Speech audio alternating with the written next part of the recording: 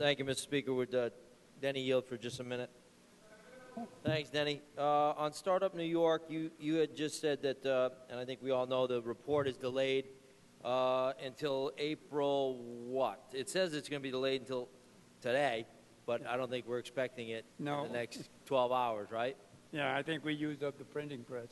Yeah. Maybe we should issue a message of necessity for that report. Yeah. So it's sometime, it was due December 31st by regulation, correct? Yes. Okay.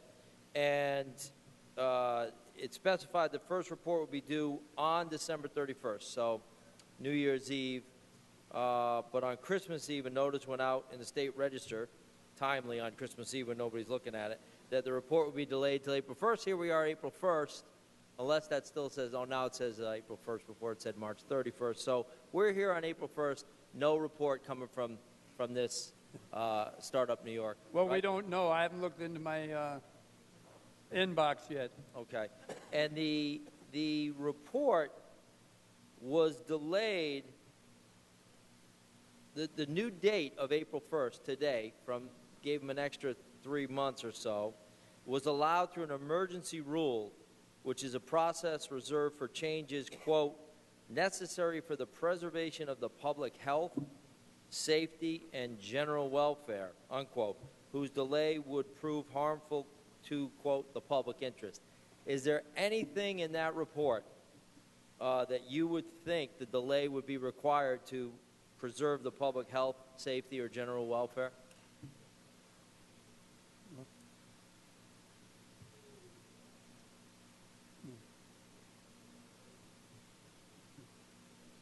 Well, we're almost as anxious as you to see the report because we have things that we have to make sure is happening. But ask me that question again, I'm sorry. Well, the new date was allowed, Empire State Development was allowed the new date under an emergency rule. And that rule is a process that's reserved for changes that, quote, necessary for the preservation of the public health, safety, and general welfare, unquote, whose delay would prove harmful to, quote, the public interest. And maybe you can tell me a reason why in any way the public health, safety, or general welfare is affected by this report. In other words, I think my question would be, how is it connected to the health, safety, or general welfare of the people of New York State? And if it is not connected, then why are we allowing ESD to continually kick the can down the road?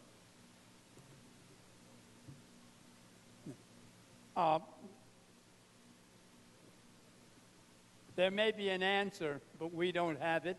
Mm-hmm.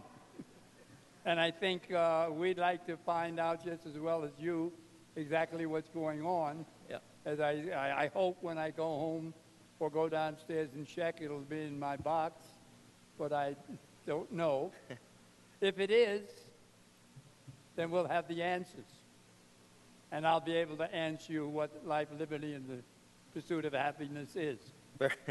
Fair enough, Denny. I didn't quite think we would know, but it just seems to me that none of this is related to the health, general welfare, or safety of the people of New York, and therefore ESD should have been made to comply with the regulation that was set forth when we passed Startup New York, and they should have been required to come forward with their report.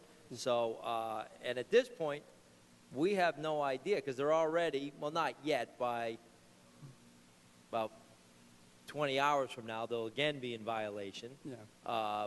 But we have no idea when they're going to issue this report, right? There's no firm date. Leave me a telephone number, I'll call you. Maybe we should both call ESD and say, where's the report? Okay, so, and Denny, the advertising, as far as we know, is it, what's your best guess on advertising? 161 million or so? Or is it more? What? 50 million in a year. 50 million a year. Okay. Okay. Denny, thank you. I appreciate it. Thanks for all your hard work. Thank you. You know we appreciate you very much. Mr. Speaker, on the bill real quick. On the bill? This particular Startup New York has been a real thorn in many of our sides, and I can tell you that there is not a single business owner that I have met in my district that supports this. Every one of them views it as a slap in their face as they struggle to keep their head above water in New York, rightly earning the most unfriendly place to do business in the nation. My small businesses struggle. They look at this as an attack on them, and they simply say, what is New York State doing for me? We're bribing companies to come in here. They pay no taxes. Their employees pay no state income taxes. But yet, the man or woman that has been doing their best through a tough economy gets no help, no relief, and certainly continues to not only pay their burden of taxes, but they now are forced to pick up the tab for those who pay absolutely nothing. And to make matters worse, it's a program that ESD doesn't want to come forward with a report because I think that's similar to the SAFE Act, where they don't want to report the number of registered weapons because the numbers are so dismally bad that the state and this administration does not want to come forward and admit what a failure this program is. So I just want to get that on the record that this program is not working, will not work, and we are throwing good money after bad when what we should be doing is helping the existing businesses in the state of New York that have been paying their fair share all along. Thank you, Mr. Speaker.